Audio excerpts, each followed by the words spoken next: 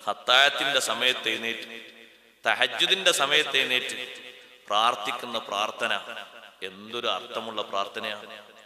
ഇമാം ബുഖാരി തങ്ങൾ സ്വഹീഹിൽ റിപ്പോർട്ട് ചെയ്ത് കാണും, അല്ലാഹുമ്മ ലക്കൽ ഹംദ് അൻതൽ ഹഖ് വവഅദുക ഹഖ്ഖുൻ വലിഖാഉക ഹഖ്ഖുൻ വഖൗലുക ഹഖ് വൽ ജന്നത്തു ഹഖ്ഖുൻ വന്നാറു ഹഖ്ഖുൻ വന്നബിയ്യൂന ഹഖ്ഖുൻ വമുഹമ്മദുൻ സ്വല്ലല്ലാഹു അലൈഹി വസല്ലം ഹഖ്ഖുൻ വസ്സഅതു ഹഖ്ഖുൻ അല്ലാഹുമ്മ ലക അസ്ലംതു. അല്ലാഹുവേ, നിനക്ക് ഞാൻ അനുസരിച്ചു, വഴിപ്പെട്ടു. വബിക ആമന്തു വഅലൈക തവക്കൽതു, നിന്നെ കൊണ്ട് ഞാൻ വിശ്വസിച്ചു, നിന്റെ മേൽ ഞാൻ കാര്യങ്ങൾ ഏൽപ്പിച്ചു. വൈലീക അനബതു, നിന്നിലേക്ക് ഞാൻ മടങ്ങി. വബിക ഖാസംതു, നിന്റെ വിഷയത്തിലാണ് ഞാൻ ആരോടും തർക്കിച്ചിട്ടുണ്ടെങ്കിൽ തർക്കിച്ചത്. എന്റെ സ്വന്തം കാര്യത്തിന് വേണ്ടി ആരോടും ഞാൻ തർക്കിച്ചിട്ടില്ല. ഏതെങ്കിലും ഒരാളോട് ഞാൻ പ്രതിയോഗിയായി വർത്തിച്ചിട്ടുണ്ടെങ്കിൽ അത് നിന്നെ കൊണ്ട് മാത്രമാണ്.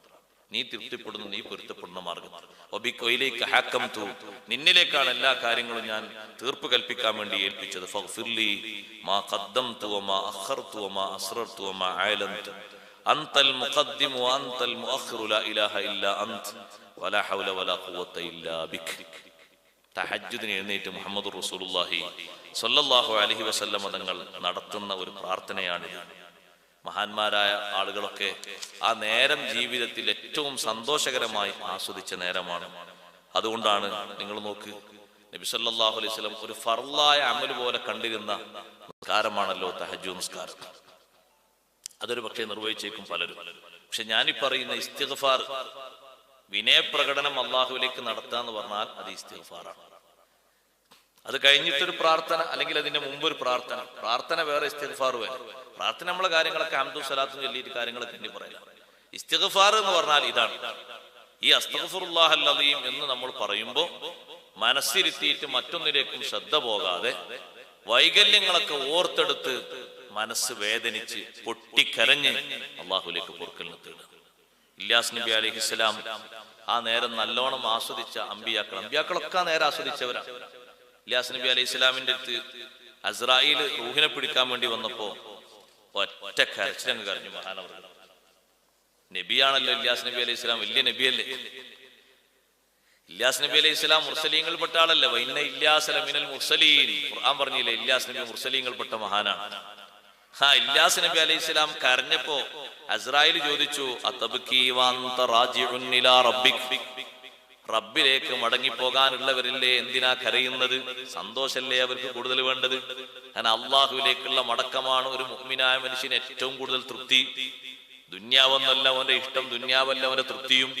അള്ളാഹുവിലേക്കുള്ള ആ ഒരു മടക്കം അവന്റെ മനസ്സിന് വലിയ സന്തോഷമാണ് നൽകേണ്ടത്. അങ്ങനെ ആ സഹോദരന്മാരെ അവസാനം നമുക്കും വേണ്ടത് അള്ളാഹു അങ്ങനെ ആക്കി തരട്ടെ. അങ്ങനെയുള്ള മനസ്സിനെ പറ്റിയിട്ടാണ് യാ അയ്യത്തുഹൻ നഫ്സുൽ മുത്മഇന്ന എന്ന് പറഞ്ഞത്. അള്ളാഹുവിലേക്ക് സന്തോഷിക്കുന്ന, സായുജ്യമടയുന്ന ആത്മാവ്, ശരീരം, അതിനെ പറ്റിയാണ്. അതങ്ങനെ ആ ഒരു പരുവത്തിലാകുമ്പോ പിന്നെ അവിടെ കരച്ചില്ല, സന്തോഷാണ്. പടച്ച റബ്ബിലേക്കല്ലേ പോകുന്നു, വല്ലാത്ത സന്തോഷാണ്. അത്ര വലിയ സന്തോഷം പറയില്ല. എന്തിനാ നിങ്ങൾ കരയുന്നത്?